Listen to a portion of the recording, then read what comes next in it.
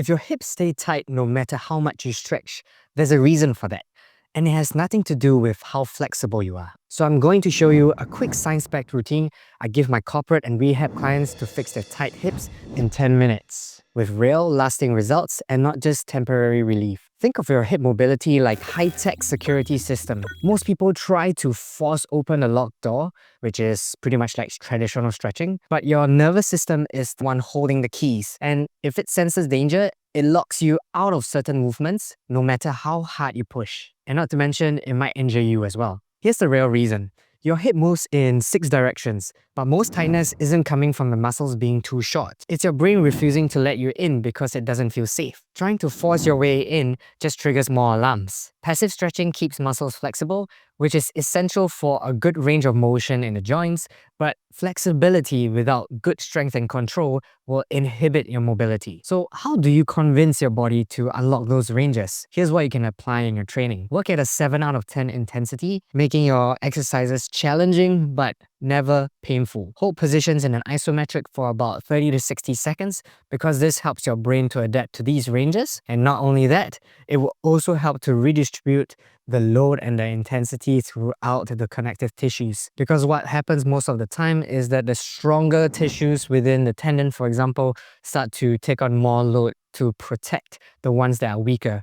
But by holding isometrics for a longer period of time, the load and the intensity starts to be more uniform and spread out. The next one is to combine stretching and strengthening in the same position. So kind of like loaded stretching. And lastly, to focus on control and not just how far you can go into the range of motion. You want to think of it as adopting a mindful practice along with the exercise. Knowing why stretching fails is just a start. Next, let's look at the solution that actually fits your unique situation. Alright, so let's get your hips ready with this quick method called the hip cars. Controlled articular rotations. And don't worry because I'll walk you through it. This isn't just a warm-up, it also allows you to spot if something feels off, all while getting your hips working right from the start. Take a breath in, then brace your core slightly, like you're about to lift heavy groceries off the floor. Now start by lifting your knees up gently with your hip externally rotated. Move it out to the side. Then once you reach the limit, start internally rotating your hip to hip extension. Then reverse the motion back to the starting point. One common mistake to avoid is losing the activation of the rotations. Try not to let your back twist or arch as you move. Keep your body steady so it's really your hip doing the work. Do keep tension throughout the whole body, especially around the hip, so that you can recruit more muscle fibers around the hip joint and also to make sure that it's well primed for the next few exercises. Do it one leg at a time, just for about 3 to 5 reps each. And make sure you're doing it in a slow and controlled manner. And just a quick heads up. If you have chronic hip pain, especially when doing the hip cars, you may have some sharp pains, skip this for now and check in with your healthcare professional. I have not done a proper assessment for you, so it's going to be hard for me to give you a specific answer for your current condition. So for the next technique, we're going to be working on something called pails and rails. Progressive and regressive angular isometric loading. The progressive side will be expanding your range while building strength targeting the lengthened tissues. For the regressive side, it's going to help you to own that new range with active control targeting the shortened tissues. For today, we are focusing on hip internal and external rotation, as these will be the ones that help to target the deepest tissues in the joints. Building strength here helps to improve range of motion effectively. For the setup, get onto all fours and pop some cushions under your knees if necessary. If your knees hurt, you can look to see if you can rotate your knee a little bit, and you can also switch to lying on your back if necessary. Ensure your spine is in a neutral position, pelvis tilting to the sky so we can isolate the hip more, and position your leg into a 90-degree position. Use a block or a sofa, or even a side of your bed, to place your foot to stretch your hip into internal rotation. And if your hips aren't loving a big stretch yet, just take a smaller start. And do take note that I wouldn't want you to be in an extreme range of motion or extreme or big stretch till it causes pain. Make sure you are in a range that is still comfortable but yet challenging. So now that we've got the setup ready, The first thing we're gonna do is to stretch and relax. Simply breathe in this position for about 60 seconds. You want to feel a solid stretch, around 7 out of 10, nothing too crazy. Step 2, we're gonna be performing the pills. So without moving your spine or pelvis and keeping the 90 degrees at your knee, rotate your legs into that immovable object that you have for about 60 seconds. And you're going to gradually ramp it up from 10% of effort all the way to about 70 to 100% of effort. Make sure when you're doing this to also keep muscle irradiation, keeping tension throughout the body. Next, you're going to be performing the rails, which is doing the opposite. So you're going to internally rotate your hips away from the immovable objects, and you're going to hold it there for another minute. Do the same for hip external rotation. So essentially, you'll be doing the same, but implementing it on the opposite direction now. For the pills, you're going to be pushing into the sofa on the lateral side, on the outside of your leg. And for the rails, you're going to lift away from the immovable object.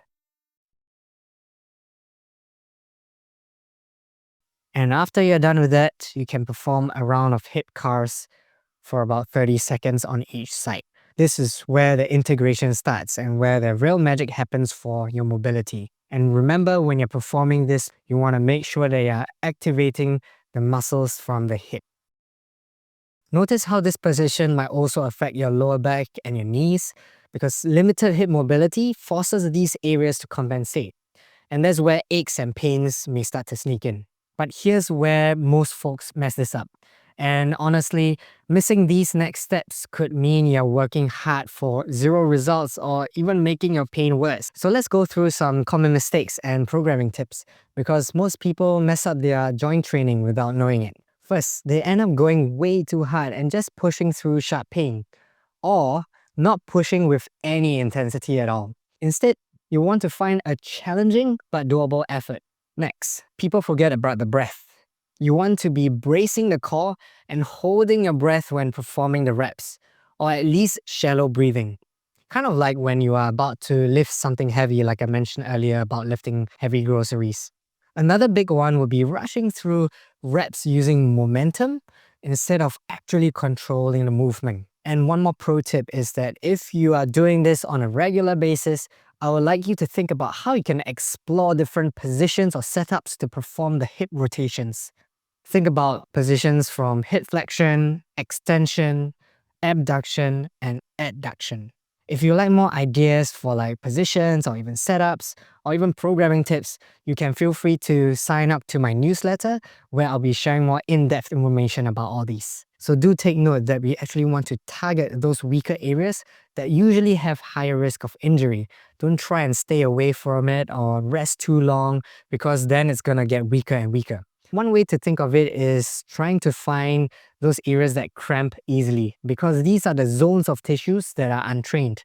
The more you build the strength progressively, the more resilient it will get and less cramping will occur. And finally, the last mistake is not tracking progress at all, because you never know if your range of control is actually getting better from week to week or even month to month. Everybody is built differently, so the progress will either be faster or slower. And if you are someone that has slower progress, you'll be not as motivated to train.